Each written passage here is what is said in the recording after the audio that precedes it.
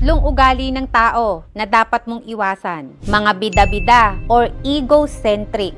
Sila yung mga taong feeling nila magagaling sila sa mga bagay-bagay kahit hindi mo naman tinatanong. Pineflex kahit hindi ka naman interesado. Meron pa yung mga taong ini-interrupt ang nagsasalita at ino-over-compliment ang sarili. Mga makikitid ang isip or close-minded. Sila yung mga taong tingin nila sa sarili nila. Lagi silang tama at dapat yung mga paraan nila ang nasusunod tapos hindi sila nakikinig sa suggestion ng iba. Mga taong defensive. Sila yung mga tao kahit mali na yung ginagawa, pinaglalaban pa rin at gawa pa ng gawa ng rason para hindi masisi sa mga pagkakamaling ginawa nila. Tandaan mo, may malaking epekto yan sa personal na pag-unlad mo. Huwag mong i-underestimate ang impluensya ng mga taong hinayaan mong makapasok sa buhay mo. Piliin mo lang yung mga taong may positive influence at iwasan mo ang mga taong may ugali na nagdadala ng negative energy sa'yo. Pag sa ganitong paraan, makakamit mo ang maayos at masayang buhay.